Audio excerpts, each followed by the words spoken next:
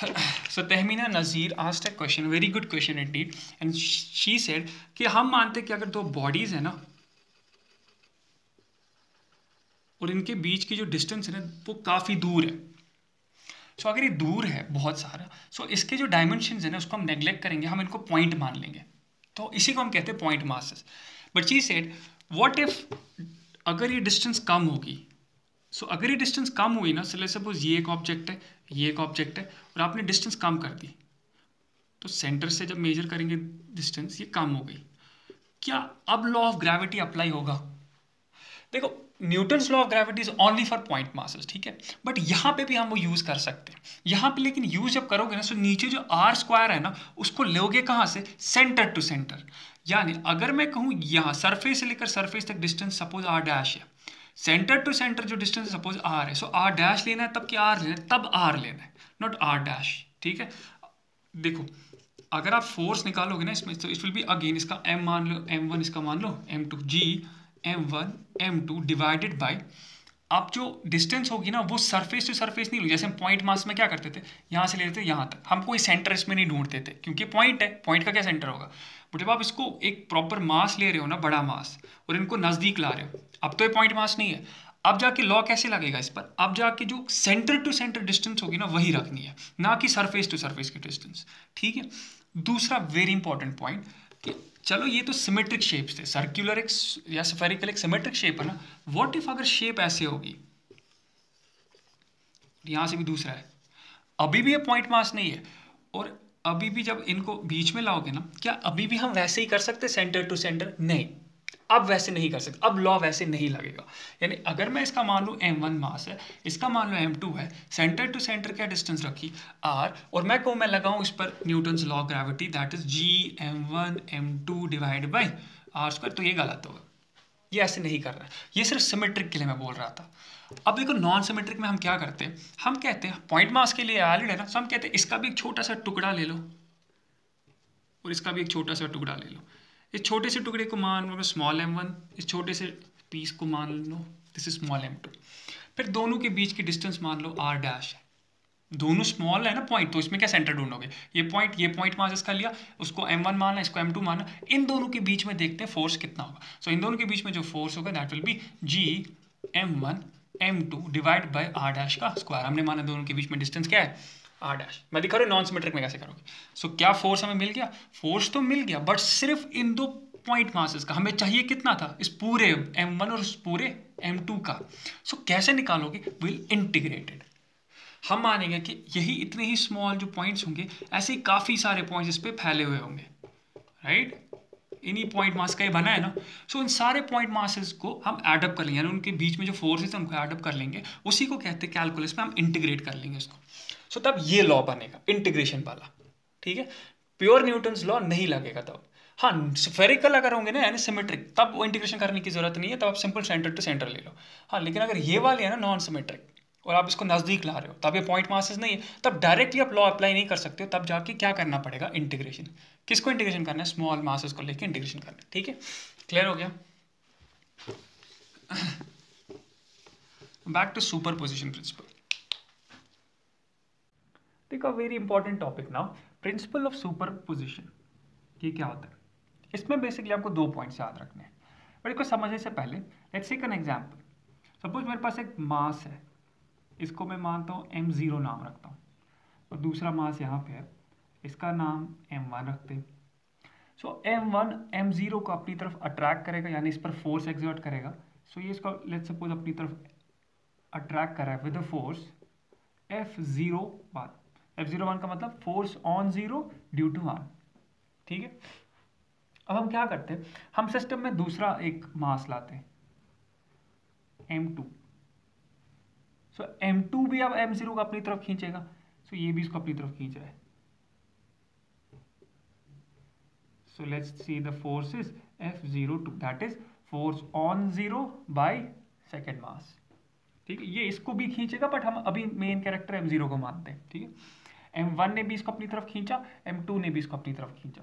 मेरा सवाल ये है, माई क्वेश्चन इज दिस, कि जो m1 वाला था ना, जो इसको अपनी तरफ जीरो को ओरिजिनली खींच रहा था, लेट्स सपोज F01 जो था वो किसके बराबर होता, g फिर m1 m0, अज्यूम कर लो दोनों के बीच में डिस्टेंस r है, सो ये क्या हो जाता r²। ठीक, अब m2 के आने से, माय क्वेश्चन ध्यान से सुनना, m2 के आने से क्या इस फोर्स पर कोई असर पड़ेगा? क्या इसका वैल्यू चेंज हो जाएगा कि ये वही रहेगा? ठीक है, ये मेरा क्वेश्चन है, सोच के बताओ। देखो इफ यू विल सी कि ये फोर्स जो है ना वो किसके इक्वल टू है? इस सब के इक्वल। क्या जी एक कांस्टेंट है, चेंज हो रहा है? नहीं। इसके आने से चेंज हो रहा है? नहीं। m1 कांस्टेंट है, चेंज हो रहा है? नहीं। m0 चेंज हो रहा है? नहीं। r जो डिस्टेंस है वो चेंज हो रही है? नहीं। सो ये जो फोर्स है, ये m1 का जो फोर्स है m0 पर, m2 के आने से इस फोर्स पर कोई असर नहीं पड़ रहा है। सिमिलरली अगर मैं अब F02 लिखूं, सो वो किसके बराबर होगा? G m2 m0, let's assume दोनों के बीच में डिस्टेंस r डैश है, सो r डैश का स्क्वायर। ठीक है, अगेन द क्वेश्चन अराइजेस, क्या इस फोर्स पर इस m1 की वजह से कोई असर पड़ेगा? Again the answer is no. So पहला पॉइंट जो सुपरपोजिशन में याद रखना वो ये है कि आप सिस्टम में कितने भी मासेस लाओ, लेकिन दो मासेस के बीच में जो ओरिजिनल या इंडिविजुअल फोर्सेस होंगे ना दो मासेस के बीच में, उस पर कोई असर नहीं पड़ता है। चाहे आप 10 फोर्सेस लाओ, 10 मासेस लाओ, 20 मासेस लाओ, सपोज मैं यहाँ पे 10th मास भी लाऊं, m10th, सो ओरिजिनल जो F01 है, या इंडिविजुअल ले लो इसको F02 को, या इंडिविजुअल ले लो F010th को, कोई असर नहीं पड़ता किसी और के मास के आने की वजह से। ठीक है, क्लियर हो गया पहला point? Again I am repeating, example देखो, अगर मेरे पास अभी सिर्फ सिस्टम में कितने मासेस है? दो ही, एक m0 है और एक m1 है। सो जो फोर्स F01 था, अज्यूम कर लो 5 न्यूटन है। ठीक है, अब सिस्टम में दूसरा मास आ गया m2, तो क्या ये 5 न्यूटन इसके आने से चेंज हो जाएगा? नहीं, ये वही रहेगा, no change. This is the first point of superposition principle. और for that matter let's suppose अब जो ये फोर्स है दोनों के बीच में, that is F02, let's assume कि F02 इज 10 न्यूटन। क्या ये 10 न्यूटन इस 5 न्यूटन की वजह से चेंज होगा? नहीं, ये 10 न्यूटन वही रहेगा। यानी इंडिविजुअल, ये जो इंडिविजुअल फोर्सेज होते हैं ना बिटवीन द टू मासेस, वो बाकी फोर्सेस की वजह से उन पर कोई असर नहीं पड़ता है। ठीक है, वो सेम रहते हैं। तो ये पहला पॉइंट है सुपरपोजिशन का। सेकेंड पॉइंट जो है वो बहुत इंपॉर्टेंट है, वो समझना। सेकेंड पॉइंट से देखो, फिर से बनाते जाएंगे हम, ये आपका m0, ये आपका m1, m1 इस पर फोर्स एक्सर्ट कर रहा है, let's call it F01, force on 0 by 1। दूसरा है m2, क्या नाम रखा था? F02। तीसरा है लेट्स सपोज यहाँ से, इसका नाम रखते हैं m3, सो m3 भी इसको अपनी तरफ खींच रहा है m0 को, सो इसका नाम है F03। ठीक, अब आपके पास तीन फोर्सेज है, किस पर लग रहे हैं, एक्ट किस पर हो रहे हैं? इस m0 पर। अगर मैं कहूं कि जो नेट फोर्स है m0 पर कितना होगा, सेकंड पॉइंट समझा रहा हूं सुपरपोजिशन का जो इंपॉर्टेंट है, m0 पर नेट फोर्स कितना होगा? कितने फोर्स लग रहे हैं? तीन लग रहे हैं ना, 01, 02 और 03। चलो वैल्यूज भी देते थे, मैं मानता हूँ F01 5 है न्यूटन है, F02 10 न्यूटन है और F03 15 न्यूटन है। तो ये भी मानते 5 न्यूटन है, इजी हो जाएगा। सो नेट फोर्स कितना होगा? सो वन विल से कि net force is 5 + 5 10, 10 + 10 20। So one will say कि 20 न्यूटन इस पर नेट फोर्स होगा, किस पर? m0 पर। सो ये रॉन्ग होगा, क्योंकि जब आप प्लस कर रहे हो ना 5 + 5 + 10, आप एल्जेब्रिक सम कर रहे हो, सिंपल ऐड कर रहे हो। लेकिन ध्यान रखो, आप अभी वेक्टर्स पढ़ ही रहे हो अपनी सर के पास, तो आपको पता होगी कि force is a vector quantity, force is a vector quantity, और वेक्टर्स को एल्जेब्रिकली सम नहीं किया जाता, बल्कि वेक्टर्स को वेक्टर सम किया जाता है। ठीक है, so net force, no doubt m0 पर नेट फोर्स सबका इंडिविजुअल सम ही होगा, लेकिन एल्जेब्रिक सम की vector sum, vector sum. So जो सेकेंड पॉइंट है सुपरपोजिशन प्रिंसिपल में, वो ये है, वो आपको रखना याद कि if there are n number of forces acting on the point mass, acting on a point mass, इस वक्त हमारा पॉइंट मास कौन था? m0, बाकी सब भी, लेकिन जिस पर हमें जो हमारे को बेसिकली मूवी का हीरो है, acting on a point mass किसके बराबर होगा? Net force. If there are n number of force acting on a point mass, then the net force on that point mass will be equal to vector sum, very important, not algebraic sum, vector sum of all the individual forces, of all the individual forces. Very important point किसमें, superposition का, कि if there are n number of forces acting on a point mass, then the net force on that point mass will be equal to the vector sum of all the individual forces. और दिखाएंगे हमें कैसे,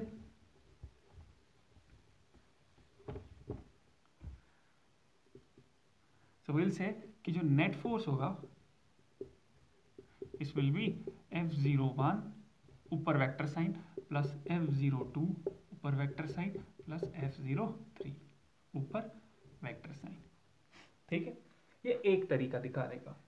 दूसरा तरीका दिखाने का वो ये है कि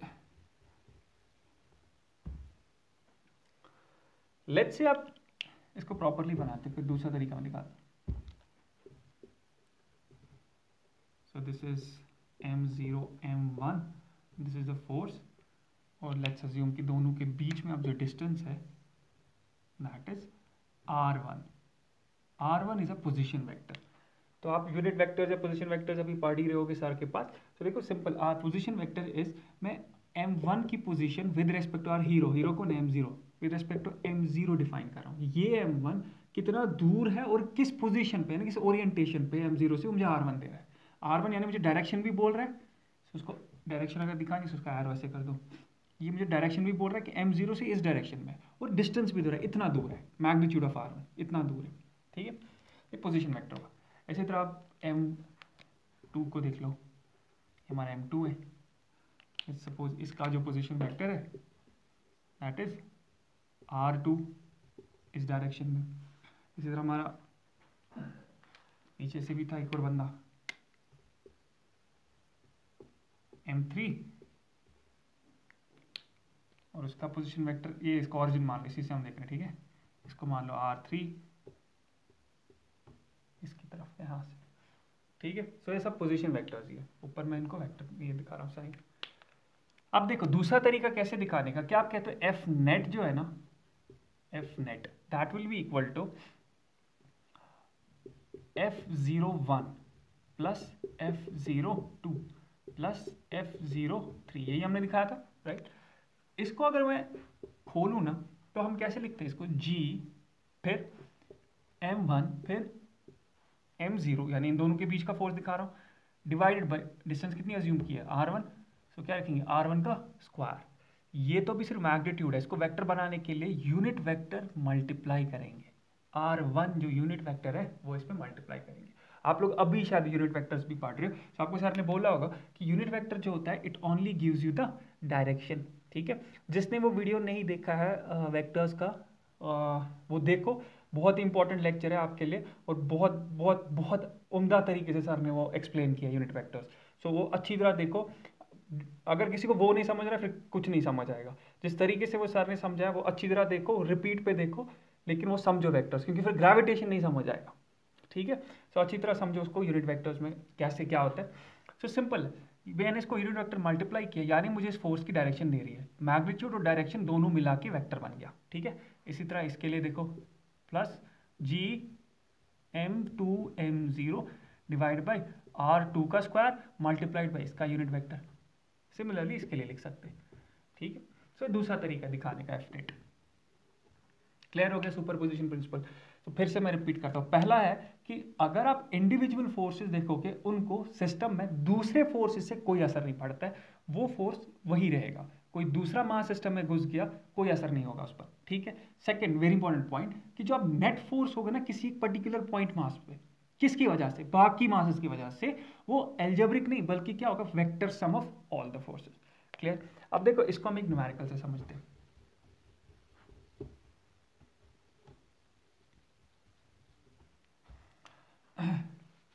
Let's take a numerical now.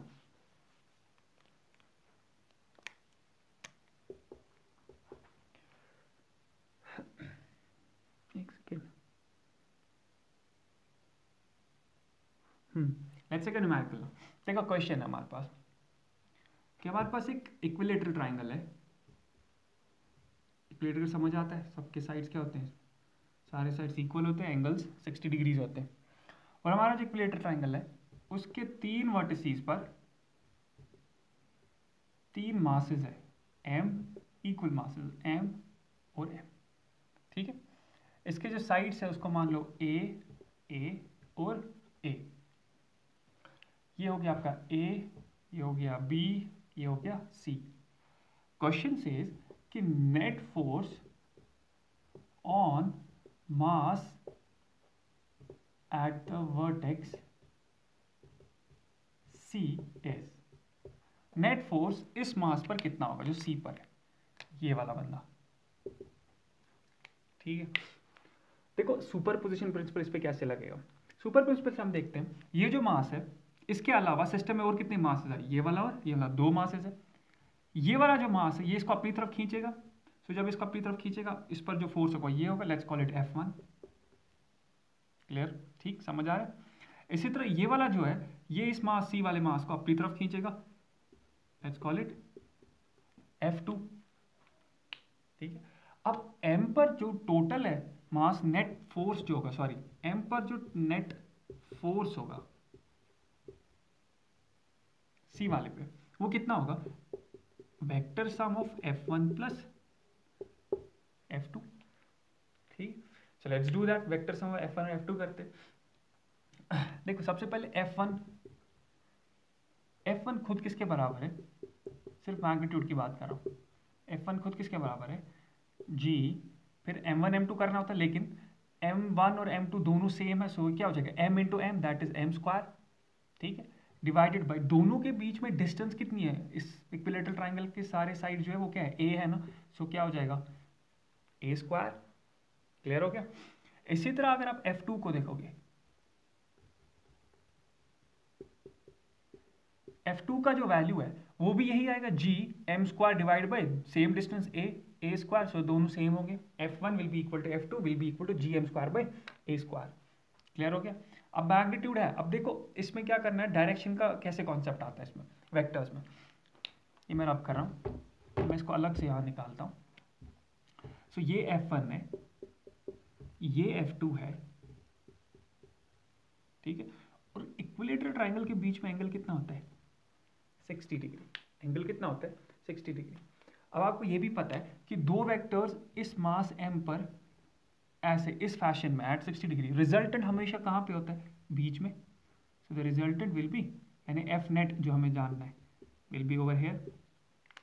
और रिजल्टेंट निकालने के लिए जो आपने फॉर्मूला पढ़ी होगी that will be F net will be equal to under root of a square plus b square plus 2ac cos of theta, याद है ना। So it will be f1 square plus f2 square plus twice f1 f2 cos of theta. What is the theta? That is angle between the two forces. It is 60 degrees. Clear हो रहा है, यानी जो हमारा net force है ना वो इस डायरेक्शन में होगा, बीच में। जिसने वेक्टर की वीडियो नहीं देखी वो सारी की वीडियोस वापस देख लो, ठीक है। सो this is f1 square plus f2 square plus twice ab cos of 60। अब इसको सॉल्व करते हैं। देखो हमारे को पता है F1 is equal to F2, दोनों फोर्सेस आपस में इक्वल है, so I will remove this 1 and 2। So यहां से क्या रह जाएगा, so this will be f square plus f square, f square plus f square कितना होगा, ट्वाइस f स्क्वायर है ना। और यहां से ट्वाइस f इंटू f क्या होगा, again f square, so it will be twice f square, ठीक है। What is cos of 60, that is 1/2। तो आपका 2 और 2 क्या हुआ, कैंसिल। अंदर टोटल कितने एफ स्क्वायर आ रहे हैं, यहाँ पे एक एफ स्क्वायर है, यहाँ पे 2 एफ स्क्वायर है, तो टोटल कितना हो गया 3 एफ स्क्वायर, ठीक है। एफ को स्क्वायर और बाहर रूट है, सो ये रूट से बाहर आ जाएगा, अंदर खाली क्या रह जाएगा, √3, सो इट विल बी एफ √3, ठीक है। और अभी हमने एफ का वैल्यू भी देखा था जो कितना था, this will be equal to G M square divided by A square, साथ में क्या होगा √3। So this will be the value of F net, force net total कितना होगा इस पर। पल्ले बढ़ रहा है कुछ, ठीक है। Let's take other numerical now. अब एक स्क्वायर लेते हैं,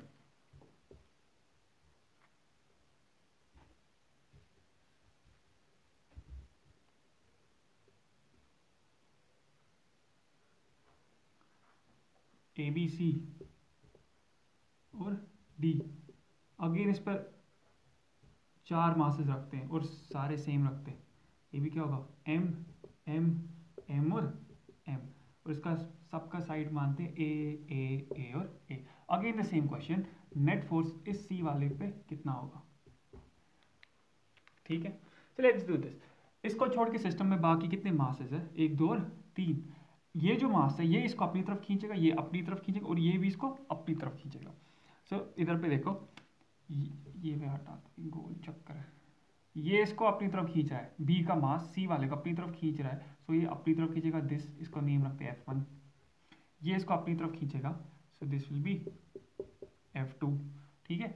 और यहाँ देखो ए भी इसको अपनी तरफ खींचेगा, बट हमने पढ़ा है कि ये सेंट्रल है force, central force centre to centre की line, along the line joining the centres, so यहाँ ऐसे होगा F3, यानी ए भी सी वाले मास को अपनी तरफ खींचेगा बट इन दिस फैशन, ठीक है। तो हमारे पास कैसे फोर्सेस आ रहे हैं, यहाँ पे मैं दिखा रहा हूँ, this is F1, this is F2 and this is F3, और नेट फोर्स कैसे निकलेगा, सो net force will be vector sum of F1 plus F2 plus F3।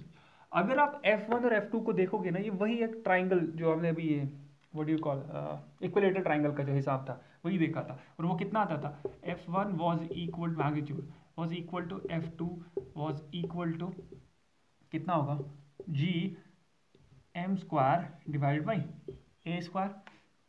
यहाँ पे देखो इन दोनों को फोर्स कितना होगा, G M1 इंटू M2, दोनों M है तो M स्क्वायर हो जाएगा, डिवाइड बाई डिस्टेंस कितनी है दोनों के बीच में A, so G M square by A square. इसी तरह F2 का भी G M square by A square. But what about F3, क्या ये भी G M square by A square होगा? अगर आप बोल रहे हो ना कि G M square by A square F3 भी होगा, इसका मतलब हो गया दोनों मासेस के बीच की जो डिस्टेंस है वो कितनी आप मान रहे हो, A, but is it A? नहीं। यहाँ देखो आप ये वाली डिस्टेंस जो इसका डायगोनल है स्क्वायर का, वो कैसे निकालोगे, इस ट्राइंगल को बाहर ले आओ, ये A है, ये A है, ये कैसे निकालोगे, पाइथागोरस थ्योरम से, राइट। सो पाइथागोरस थ्योरम से हाइपोटेन्यूज स्क्वायर जो हमें चाहिए, हाइपोटेन्यूज स्क्वायर इज दिख रहा है पहले,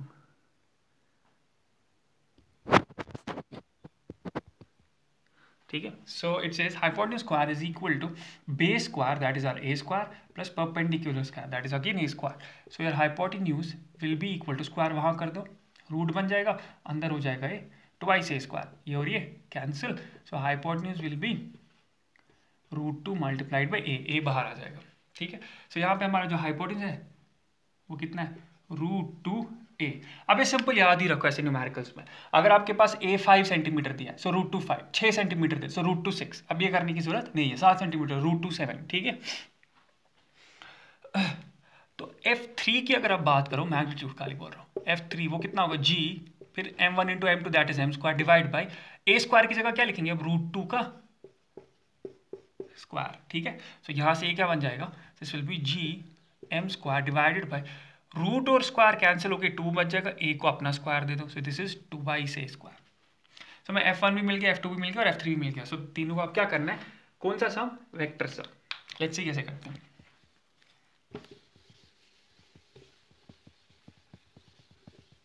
सब तीनों का वेक्टर सम करते हैं। देखो F1 और F2 को अगर आप देखोगे, फिर से मैं बना रहा हूं यहाँ पे, F3 को भूल जाओ, सिर्फ F1 और F2 का आप देखना, ये F1 है ये F2 है, तो दोनों का रिजल्टेंट जो होगा वो कहाँ पे होगा, बीच में। सो दोनों का रिजल्टेंट जो होगा FR, यानी दोनों का रिजल्ट वो बीच में होगा, ठीक है। और किसके बराबर होगा, √A square plus B square plus twice AB cos of theta, यानी implies FR is equal to √A square plus B square plus twice AB cos of theta. देखो A square is F1, B square is F2, दोनों same है, अभी हमने बोला F1 is equal to F2, सो हम कह सकते हैं दोनों की जगह F खाली, यानी A square plus B square plus twice AB cos of 90।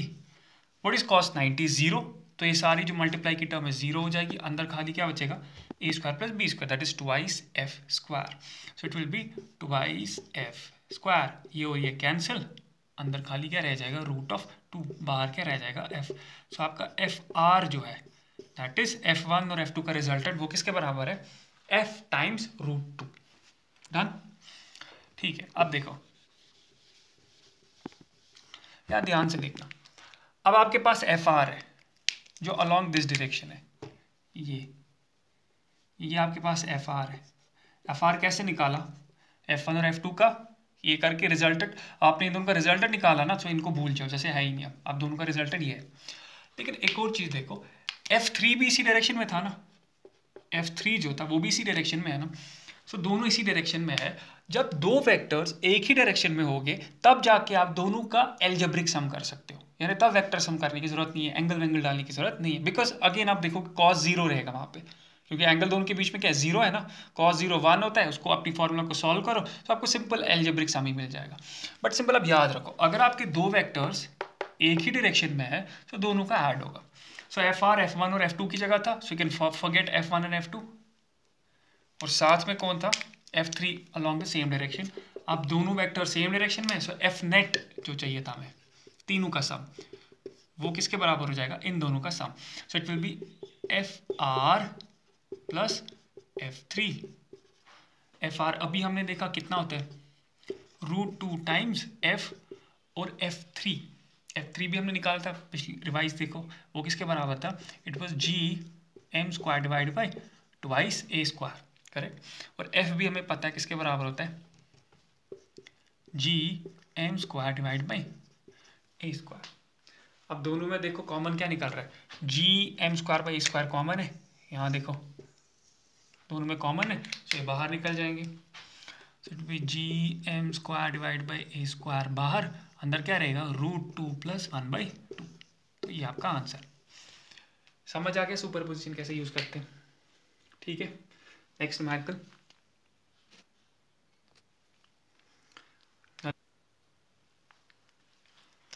So numerical goes like, आपके पास एक इक्विलेटरल ट्राइंगल है और हम क्या करते हैं, हम सेंट्रॉइड इसका ढूंढते हैं। सेंट्रॉइड कैसे ढूंढते हैं कि मीडियन ड्रॉप कर दो यहाँ से, मीडियन ड्रॉप कर दो यहाँ से, मीडियन ड्रॉप कर दो यहाँ से, जहाँ पे तीनों मीडियंस मिलते हैं वो आपको ट्राइंगल का सेंट्रॉइड देगा। लेट्स से कि ये जो सेंट्रॉइड है that is G, this is A, this is B and this is C। अब मैं अगेन वही कर रहा हूँ, यहाँ पे भी मास M, यहाँ पे भी मास M, यहाँ पे भी मास M, और सेंट्रॉइड पे भी मैं क्या रख रहा हूँ, मास M। Now the question says centroid वाला जो मास है ना G पे, उस पर नेट फोर्स कितना होगा, उस पर नेट फोर्स कितना होगा। सो लेट्स सी कैसे सॉल्व करते हैं। अगेन इस पर, इसके अलावा सिस्टम में 3 मासेस है जो उसको अपनी तरफ खींचेंगे। सो ये इसको अपनी तरफ खींचेगा इन दिस डायरेक्शन, अपनी तरफ खींच रहा है, सो ये इसका नाम F1 रखते हैं। ये भी इसको अपनी तरफ खींच रहा है इन दिस डायरेक्शन, इसका नाम F2 रखते हैं। और ऊपर वाला भी इसको अपनी तरफ खींच रहा है, उसका नाम F3 रखते हैं। सो एफ नेट क्या होगा, F net will B vector sum of F1 plus F2 plus F3। ठीक है, क्लियर हो गया। देखो F1 और F2 को देखो ध्यान से, F1 और F2 को अगर आप देखोगे, इसको मैं रिजॉल्व कर सकता हूँ, वेक्टर को हम रिजॉल्व कर सकते हैं। क्या कर सकते हैं, रिजॉल्व। ध्यान से देखो कैसे रिजॉल्व करते हैं, आप पढ़ोगे आगे रेजोल्यूशन ऑफ वेक्टर्स, यहाँ पे थोड़ा आइडिया ले लो कैसे रिजॉल्व करते हैं। मैं इस सिस्टम को बाहर ले रहा हूँ, सो this is F1 and this is F2। F1 को जब मैं रिजॉल्व करूंगा, इसके 2 कंपोनेंट्स होंगे, कंपोनेंट्स में रिजॉल्व करते हैं। एक होगा इन दिस डायरेक्शन, ये वैसे आपको वेक्टर्स में पढ़ना है आगे, अब जिसने नहीं पढ़ा है देखो रेजोल्यूशन ऑफ वेक्टर्स, जिसको आएगा ये समझ ठीक, जिसको नहीं आएगा समझ कोई बात नहीं, जब आपको सर वो कंप्लीट करेंगे उसके बाद न्यूमेरिकल वापस देख लो। अगर आ रहा है समझ, अगर नहीं भी आ रहा है समझ तो टेंशन नहीं लेना, दिस इज समथिंग जो रेजोल्यूशन ऑफ वेक्टर्स पे अगर नहीं भी आ रहा है, पढ़ा नहीं है तो देख लो अगर समझ आया तो। So how we resolve it, कि मैंने F1 को 2 कंपोनेंट्स में किया सच दैट कि दोनों कंपोनेंट्स आपस में 90 डिग्रीज पे होंगे, ठीक है। और लिखते कैसे, सबसे पहले यहाँ देखो, अगर आप देखोगे कि ये वाला जो यहाँ पे ऐसे कर दो, एक यहाँ पे पैरेलल लाइन ड्रॉ कर दो,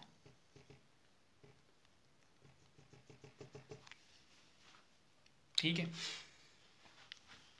अब अगर ये एंगल देखोगे, ये एंगल कितना होगा, ये टोटल एंगल 60 होता है ना, राइट। सो ये एंगल 30 होगा, आधा। टोटल एंगल कितना होगा, इक्विलेटरल ट्रायंगल 60, एंगल कितना होगा 30। अब आपने पैरेलल लाइन ड्रॉ कर दी ना, सो ऑल्टरनेट इंटीरियर एंगल से ये वाला एंगल भी कितना होगा 30। समझ आ रहा है, ये वाला एंगल और 30 ऑल्टरनेट एंगल से वो भी एंगल कितना होगा 30।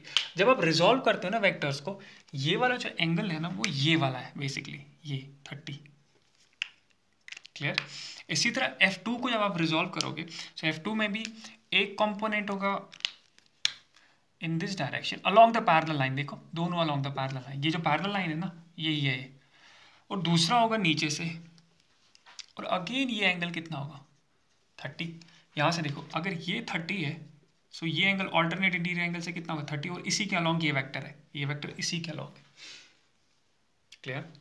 अब नेमिंग कैसे करते हैं वेक्टर्स की, रेजोल्यूशन ऑफ वेक्टर्स में हम कहते हैं ये वाला जो ये कंपोनेंट है ना F1 का, वी से this is F1 cos of 30, और जो दूसरा वाला है ना उसको हम कहते हैं this is F1 sin of 30। यानी जिसके साथ एंगल है ना, जिस कंपोनेंट के, इसको कॉस बोलते हैं, जिसके साथ एंगल नहीं है उसको साइन बोलते हैं। इसी तरह ये वाला जो कंपोनेंट है F2 का, will call it F2 cos 30, और नीचे वाला ये वाला component this is F2 sin 30। अगर आप ध्यान से देखोगे F1 cos 30 और F2 cos 30 ये बिल्कुल ऑपोजिट डायरेक्शंस में एक दूसरे को, दोनों का मैग्नीट्यूड सेम रहेगा। F1 और F2 का जो मैग्नीट्यूड है वो क्या रहेगा, सेम। क्यों रहेगा सेम, क्योंकि F1 किसके बराबर होगा, G m into M, right, G m into M divide by दोनों के बीच की डिस्टेंस। सिमिलरली यहाँ पे जी m इंटू एम, दोनों में बीच की डिस्टेंस, वो दोनों डिस्टेंस भी सेम है, मासेस भी सेम है, सो फोर्सेस जो है F1 और F2 वो सेम रहेंगे। cos 30 दोनों का, cos 30 दोनों का। सो सिंस दोनों का मैग्नीट्यूड सेम है लेकिन ऑपोजिट डायरेक्शन में एक्ट कर रहे हैं, so they will cancel out, they will cancel out. और नीचे वालों को देखोगे, अगर नीचे वाले एड अप हो रहे हैं, क्योंकि वो ऑपोजिट नहीं है बल्कि वो क्या है, सेम डायरेक्शन में, सो दे विल एड अप। सो ये दोनों क्या करने पड़ेंगे हमें, ऐड।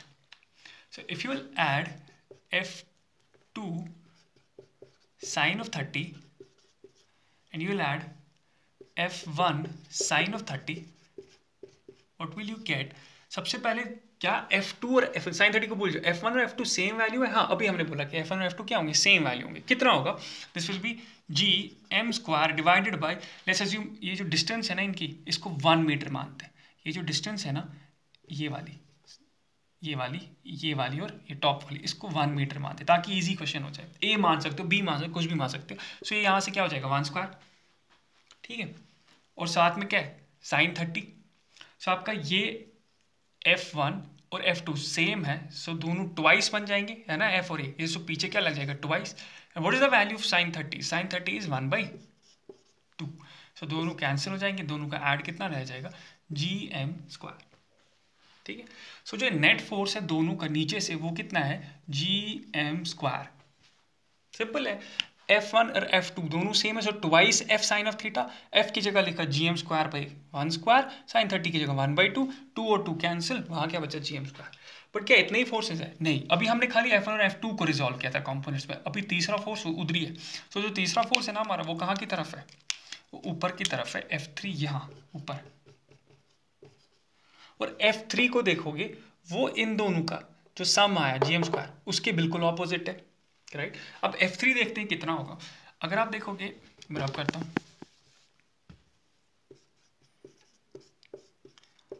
F3 का जो वैल्यू होगा, सिर्फ मैग्नीट्यूड बोल रहा हूँ, दैट विल बी G, दोनों मासेस m है तो m square divide by, again distance 1 मानी है तो 1 स्क्वायर। अब देखो ऊपर भी कितना है फोर्स, टोटल ऊपर भी जो फोर्स है दैट इज GM स्क्वायर, नीचे भी जो टोटल फोर्स है वो कितना है, GM स्क्वायर। सो नेट फोर्स इस पर सेंट्रॉइड पर जब रखोगे इसको, नेट फोर्स कितना होगा, 0। ये कट हो जाएंगे, एक ऊपर से एक नीचे से कैंसिल आउट करेंगे, वैल्यू दोनों का क्या रहा, सेम, ठीक है, समझ आ गया। So this are couple of questions of principle of superposition. Last का क्वेश्चन थोड़ा टफ है, जस्ट बिकॉज क्योंकि इसमें रेजोल्यूशन वेक्टर्स का कॉन्सेप्ट है। अगर नहीं पढ़ा सो, अगर मुश्किल लग रहा है सो लीव इट, जब वो पढ़ोगे वापस आ जाओ।